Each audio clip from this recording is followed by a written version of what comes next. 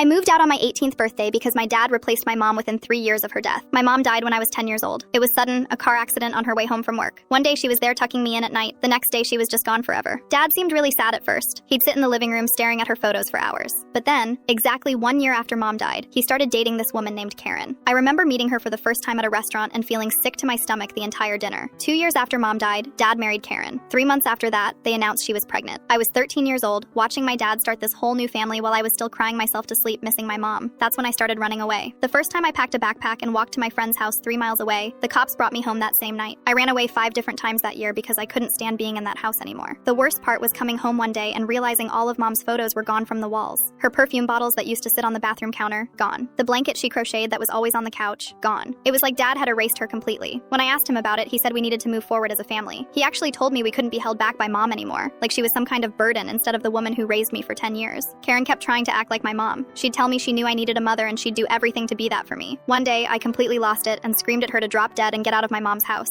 Dad cried for the first time since the funeral when I said that. He tried everything to make me accept them. Family therapy that I refused to participate in, forcing me to go to the park with him and his new kids, making me ask Karen for help instead of him. They even made hugs mandatory in our house, so I just stopped letting anyone touch me at all, even dad. When I was 16, I tried running away again, and dad caught me. He put locks on my bedroom window and installed cameras. He told me I wasn't going anywhere until I accepted our new family. So, I waited. I counted down the days until my 18th birthday, like a prisoner marking time on a cell wall. The morning I turned 18, I packed everything I owned into 2 suitcases and left while dad was at work. I moved into a tiny studio apartment across town that I could barely afford. Dad showed up that night crying and begging me to come home. I told him home isn't with his replacement family, and I didn't care about Karen or his other kids. He looked so hurt, but I didn't care anymore. Karen even called me crying saying she loved me. I told her I don't love her back and to stay out of my life. Dad kept trying to contact me, calling from different numbers when I blocked him. He kept saying he wanted to help me accept them. Then one day he showed up outside my school in front of all my friends and classmates. He was standing there asking me to come for family dinner. I told him no and walked away. He followed me to my car saying I was running away again and that I should be happy he moved on after mom died. That's when I said it. I told him to give it another 3 years and